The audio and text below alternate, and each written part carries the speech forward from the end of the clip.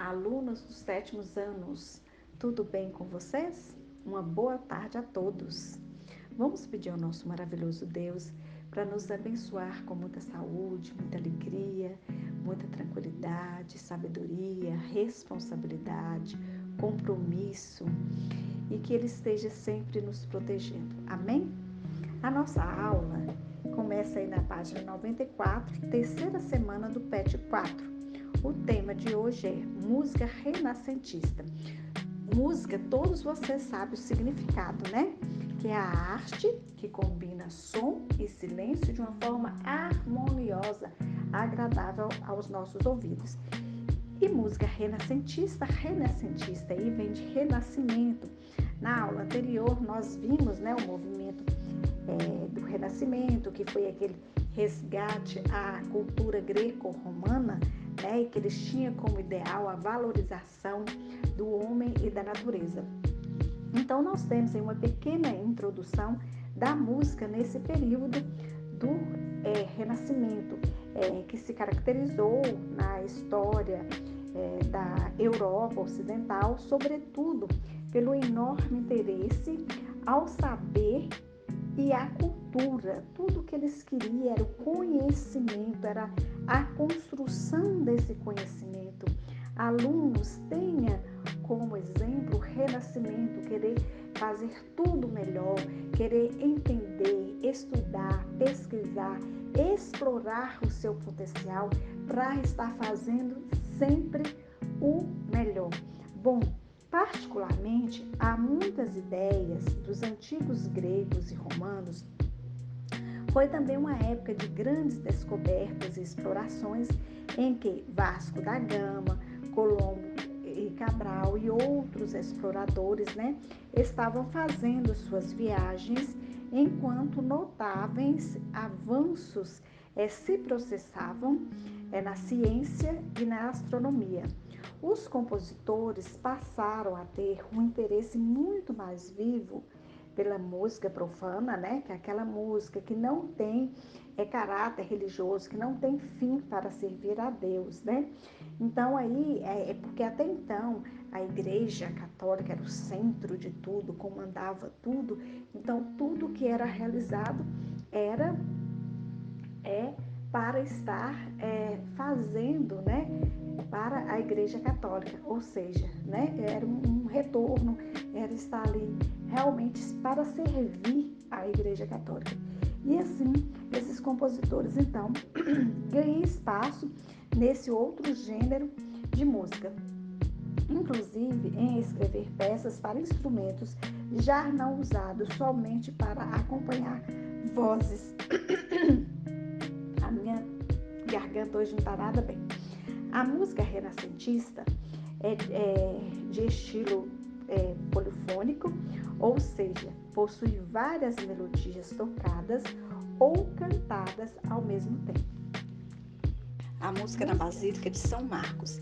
Em Veneza havia 2 grandes órgãos, para quem não sabe, é um instrumento musical, tipo um teclado, e 2 galerias para o coro, situados em ambos lados da igreja. Isso deu aos compositores daquela época a ideia de compor peças para mais de um coro, chamadas policorais.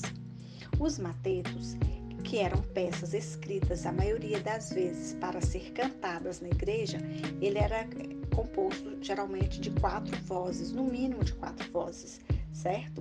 E os madrigais eram canções populares escritas para várias vozes e que se caracterizavam por não ter refrão.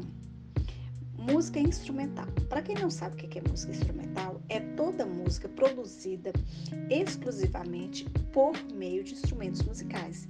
Ela dispensa a voz. Então, naquela época, os compositores só utilizavam os instrumentos musicais para estar acompanhando o canto, né, para estar fazendo as suas composições, e com o passar do tempo, eles já passaram a escrever, a compor música somente para os instrumentos musicais. Então, nós temos aí essa música instrumental, certo? Os grandes e principais compositores renascentistas foram William Bride, G.P. Palestrina, Cláudio Monteverde, Joaquim Desprez, Giovanni Gabriele, e entre eles, né, quem teve o maior destaque foi o senhor Cláudio Monteverde. Então, Monteverde foi regente do coro da Basílica de São Marcos, em Veneza. No entanto, Monteverde foi um antitradicionalista. Ao invés de continuar com as tradições da música polifônica, para quem não sabe o que é uma música polifônica, é aquela música que tem uma técnica compositiva que produz uma textura sonora específica em duas ou mais vozes, se desenvolvendo, preservando um caráter melódico e rítmico. Então, ele se tornou, um inovador, empregando acompanhamentos instrumentais dessa forma e criando essa música aí para várias vozes, certo? De 1591 até 1612, esteve a serviço da corte como violonista, cantor e depois mestre da Câmara de Capela. Em 1603, foi nomeado mestre de capela em São Marcos, Veneza, cidade onde passou a morar. Foi também um professor famoso e teve numerosos alunos como G.B. Roberta. Bom, uma das grandes obras dele foi o Orfeu. Orfeu, para quem não sabe, né, foi uma obra que ele fez, né, essa composição, e deixando para toda a humanidade. Para quem não sabe o que é ópera, é como se fosse uma encenação de teatro, como se fosse uma apresentação teatral, porém, ao invés de usar somente a voz, eles utilizam na ópera, né, a forma de estar passando a mensagem através da música. Então, é um musical clássico, né, onde que toda a expressão acontece através da música, certo? Mas é sim uma encenação teatral. Então, o Orfeu de Monteverde é considerada a primeira grande ópera da história da música. Uma das primeiras orquestras que conhecemos é a de Monteverde. Ele formou, né, essa orquestra com mais de 40 instrumentos para estar acompanhando a ópera que se tornou aí super conhecida da humanidade, que é a ópera Orfeu, tá? E dentre os instrumentos para acompanhar essa obra presente na orquestra, tinha aí 2 cravos, violoncelo, contrabaixo, tinha violinos, alaúdes, órgãos, violas, trombones e outros, certo? Então, na época de Monteverde, não havia um padrão estabelecido quanto à combinação de instrumentos na formação das orquestras. Monteverde foi o último dos grandes compositores polifonistas, mas os seus últimos madrigais tendem para a música dramática do período barroco, certo? Bom, meus queridos, na página 96, nós temos uma atividade que vocês irão mostrar, né, o que aprendeu com o texto. Eu gostaria que vocês lessem o texto umas 2 vezes, né, pesquisassem. O aluno, ele tem que ter sede de aprendizado, ele tem que procurar, né, as informações necessárias. Graças a Deus nós temos acesso à internet e podemos encontrar de tudo na internet. Então vamos pesquisar mais sobre a música renascentista, sabendo que aqui foi apenas uma introdução. E vocês têm um texto aí, mas eu gostaria que vocês explorassem mais esse assunto para vocês terem, né, uma ideia maior do que foi a música renascentista. Meus queridos, eu espero que eu tenha ajudado, tá, na compreensão do texto. e estou sempre disponível, sempre à disposição de vocês. O que precisarem, pode me procurar. E nesse momento, eu quero muito falar com vocês do projeto que nós estamos desenvolvendo.